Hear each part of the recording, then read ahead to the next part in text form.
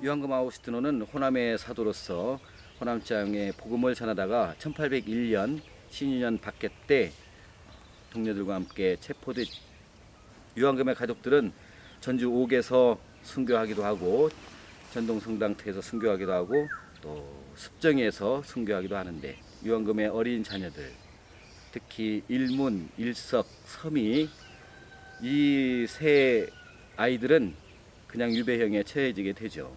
유한검의 막내딸 이름이 어떻게 되죠? 유성이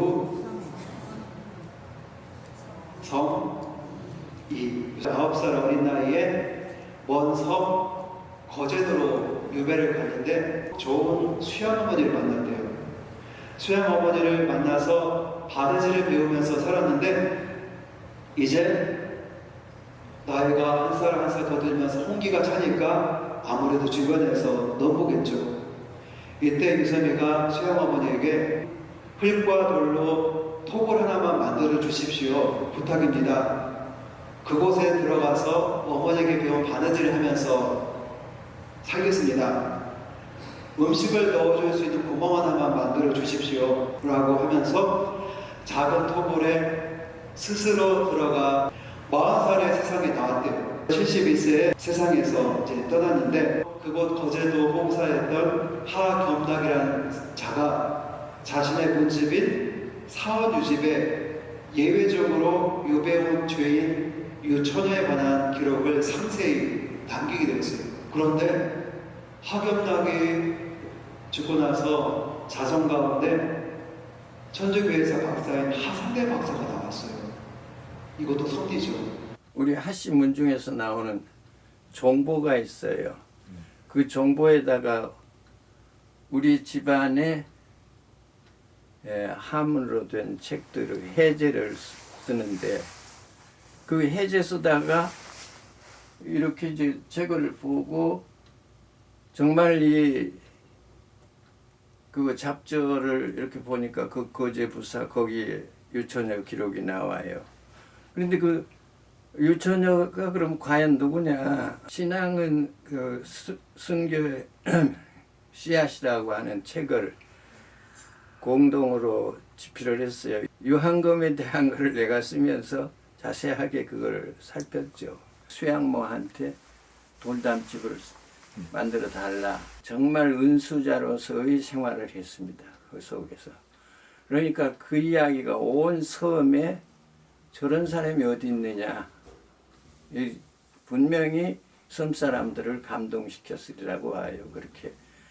그러니까 하겸락 부사도 그것을 듣고 불러서 보고 그게 이제 그 하는 행실을 보면은 척 알잖아요. 다른 데로 이제 전근을 해서 떠나려고 할 때 그렇게 오니까 가는 길을 멈추고 장례의 준비가 어떻게 되느냐. 그러니까 관악살 나무하고 뭐 이거밖에 없습니다. 그러니까 자기가 다 그걸 후하게 치러주라. 그리고 반드시 71세 유처녀의 묘라는 것을 돌에다 새겨라. 정말 현명한 분이에요. 그걸 안 해놨으면 지금 찾지를 못합니다.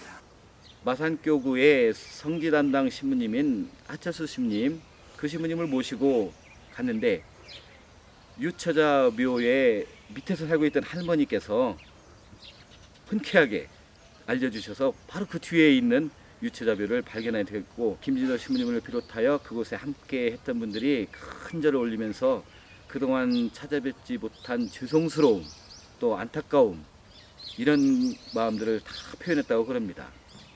진서 신부님은 눈물까지 흘리셨죠. 도보 순례할 생각하고 자료를 모으면서 이게 이제 검토를 해보니까 그때 당시 이제 도로였던 역참길을 따라서 갔을 것이라고 하는 얘기가 있어서 그 역참길을 이제 검토를 했습니다. 해서 8개 교구에서 13명이 전부 모여왔었는데 13명이 이제 주교님 그 축복받고 조남의 성지서부터 이제 도보 순례를 시작했는데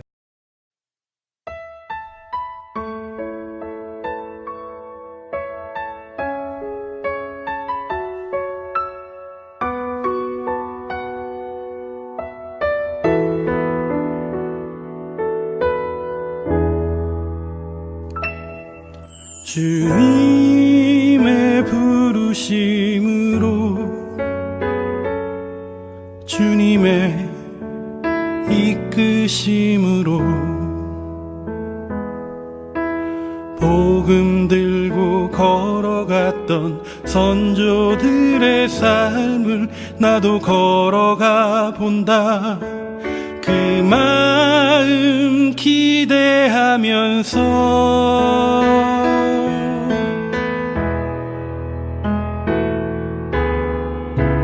외로이 혼자 걸을 때도 핍박과 외면 속에서도 흔들리지 않았던 믿음과 인내와 열정을 걸음걸음에 느끼게 하네. 하느님을 찬양했던 그 길, 하느님이 함께했던 이 길. 지금 우리로 보면 초등학교 2학년인 그 어린 유섬이가 이 지리산 자락을 이 험한 길을 넘어서 여기까지 유배했다는 그 자체가 가슴이 먹먹했습니다. 이 길을 걸으면서 굉장히 힘이 들었지만은 제 막내 손자가 초등학교 2학년 9살인데 걔가 여기로 왔으면 어땠을까 생각을 하고 그 200년 전에 그 정말 우리의 신앙을 지키기 위해서 몸으로써 모든 걸 다 바쳤던 순교자들의 얼을 보고 또한 이 어린 유섬이의 그 삶을 생각하면서 너무 가슴이 아팠고 이 길을 와서 마지막 이 묘를 봤을 때는 더 할 말이 없습니다. 감사합니다.